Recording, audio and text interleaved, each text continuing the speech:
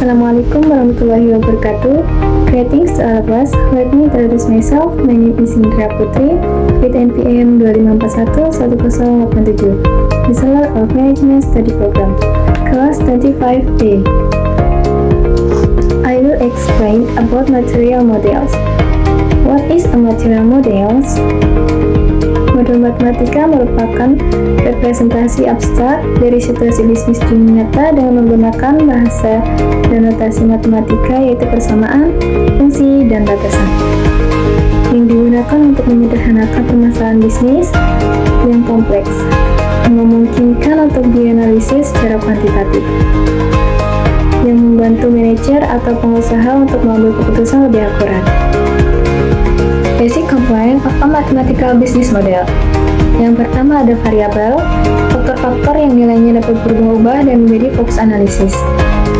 Elemen dasar yang mempresentasikan faktor-faktor di dunia nyata yang nilainya dapat berubah atau tidak diketahui. Contoh-contoh variabel dalam bisnis yaitu harga atau bisa disebut juga price, jumlah permintaan, quantity demanded, jumlah penawaran, quantity supplied, biaya yaitu cost, laba profit, pendapatan revenue, dan pendapatan nasional yaitu yield. Yang kedua ada konstanta, nilai-nilai tetap dalam masalah tertentu, dan koefisien adalah angka yang mengalihkan variabel. Konstanta merupakan suatu bilangan nyata, angka atau suku yang memiliki nilai yang tetap dan tidak berubah-ubah.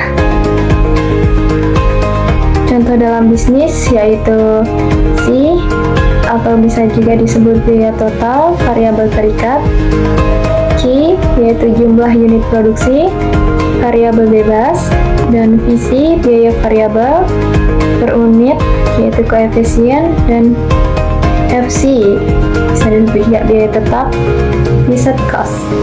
Yang terakhir ada persamaan, pernyataan yang menggambarkan hubungan matematis antara variabel, konstanta, dan koefisien, yang menunjukkan bagaimana suatu variabel terikat dipengaruhi oleh satu atau lebih variabel lainnya. Model matematika juga memiliki fungsi utama, yaitu sebagai alat analisis yang kuat untuk mendukung proses pengambilan keputusan strategis agar perusahaan dapat mencapai tujuan optimisnya, yaitu memaksimalkan keuntungan atau meminimalkan biaya dan risiko. Yang pertama ada penentuan laba. Masalah nyatanya adalah berapa laba total yang diperoleh dari penjualan produk. Cara menghitungnya adalah laba total sama dengan penerimaan total dikurangi biaya total. Ini adalah modal paling mendasar dalam bisnis. Tujuannya adalah menghitung seberapa besar keuntungan yang didapat perusahaan. Yang kedua ada keseimbangan pasar. Masalah nyatanya adalah berapa harga dan kuantitas di mana permintaan sama dengan penawaran. Cara menghitung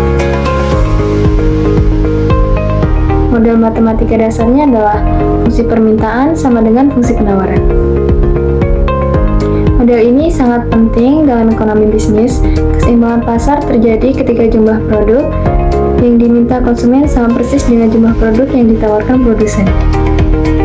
Yang ketiga ada analisis pulang pokok.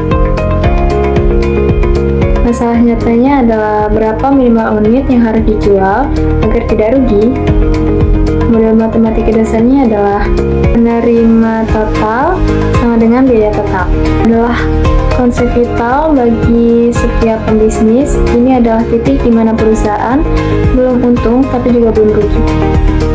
Yang terakhir ada alokasi sumber daya.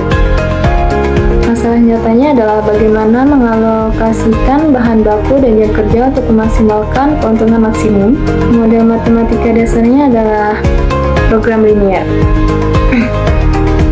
Ini adalah masalah optimasi yang paling sering dihadapi industri, yaitu bagaimana memanfaatkan sumber daya yang terbatas, misalnya bahan baku, waktu, mesin, tenaga kerja untuk mendapatkan hasil terbaik. Maka menerapkan modal matematika di sebuah bisnis. Yang pertama ada identifikasi masalah kritis. Fokus pada area bisnis dengan potensi pengembalian terbesar seperti inventaris, penetapan harga, atau rantai pasokan. Yang kedua, amankan kualitas data. Pastikan data yang digunakan untuk membangun dan menguji model adalah bersih, andal, dan representatif. Yang terakhir, ada mulai dengan pilot proyek. Terapkan model sederhana pada skala kecil untuk membuktikan nilai dan mendapatkan dukungan organisasi sebelum ekspansi penuh. Tahapan pengembangan model matematika yang efektif. Yang pertama adalah formulasi masalah, definisikan tujuan model dan sistem yang akan dimodelkan. Identifikasi variabel kunci dan asumsi awal. Yang kedua adalah konstruksi model. Terjemahkan hubungan fisik atau empiris ke dalam persamaan matematika. Pilih jenis model yang sesuai. Yang ketiga, solusi dan analisis. Dapatkan solusi model, analisis atau numerik, dan analisis sensitivitas parameter. Yang keempat ada validasi dan verifikasi. Bandingkan hasil model dengan data historis atau eksperimental sesuai parameter jika perlu. Yang terakhir adalah implementasi. Gunakan model untuk prediksi atau pengembalian keputusan praktis. Conclusion and next steps. Model transforms data into actionable insight. Continue to improve your understanding of model assumption and limitation. Integrate AI and big data tools for more adaptive and productive modeling. Okay, that's all the material I can convey. Thank you for your time and attention. I'll end here. Assalamualaikum warahmatullahi wabarakatuh.